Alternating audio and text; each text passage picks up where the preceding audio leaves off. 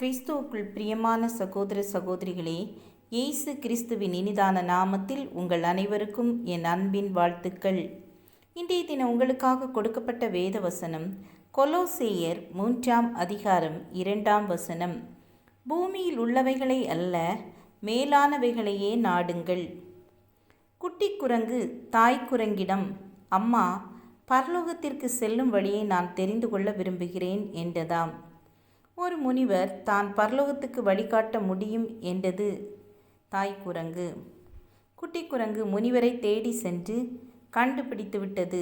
தாய் குரங்கிடம் கேட்ட அதே கேள்வியை முனிவரிடம் கேட்டது. முனிவர் சிறிது யோசனை செய்துவிட்டு குட்டி குரங்கிடம் ஒரு வாழைப்பழத்தை கொடுத்து, இந்த வாழைப்பழத்தை பத்திரமாக வைத்துக்கொள், இன்று மாலை என்னை வந்து பார், வரும்போது இந்த வாழைப்பழத்தையும் கொண்டு வா என்று சொல்லி அனுப்பிவிட்டார். குட்டி குரங்கு முனிவரிடமிருந்து வெளியே சென்றது. வாழைப்பழத்தை திருப்பி திருப்பி பார்த்தது. முனிவர் சொன்னது நினைவுக்கு வந்தது. அப்படியே கையில் வைத்து கொண்டது. இதை நக்கி பார்ப்பதினால் ஒன்றும் தவறு இல்லையே என்று எண்ணி அதை திரும்ப திரும்ப நக்கியது. ஆனாலும் அதை உரித்து பார்க்க வேண்டும் என்ற எண்ணம் வந்து கொண்டே இருந்தது. முனிவர் வாழைப்பழத்தை திரும்ப கொண்டு வர சொல்லியிருக்கிறாரே. பெரிய மனப்போராட்டம். மனப்போராட்டத்தை கட்டுப்படுத்த முடியாமல் தவித்தது. கடைசியாக வாழைப்பழத்தோலை மெதுவாக உரித்தது. பழத்தின் ஆசை நாவில் எச்சில் கொட்ட ஆரம்பித்தது. பரலோகத்திற்கு போவதை விட இந்த வாழைப்பழத்தை சாப்பிட தீர்மானித்தது. கடைசியாக பழத்தை சாப்பிட்டு முடித்தது. முனிவரிடம் திரும்ப போகவில்லை.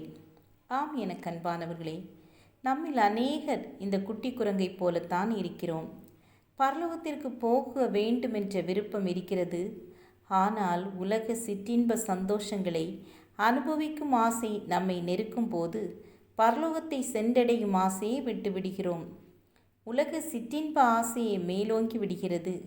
கடைசியாக பரலோகத்திற்கு உன்னால் போக முடியாது என்று சாத்தான் திரும்ப திரும்ப சொல்லி அதையே நம்ப வைத்து விடுகிறான். இதுவே அநேகரை வீழ்த்தும் சாத்தானின் தந்திரம். ஜெபம் செய்வோம். இந்த குட்டி குரங்கை போல நாங்கள் இல்லாமல் பரிசுத்த ஜீவியம் செய்ய எங்களுக்கு உதவி செய்யுங்க. உம்முடைய வருகைக்கென்று எங்களை ஆயத்தப்படுத்துங்க. உம்முடைய பாதையிலே நாங்கள் செல்ல உதவி செய்யுங்க. இயேசுவின் நாமத்தில் பிதாவே, ஆமேன், ஆமேன். God bless you.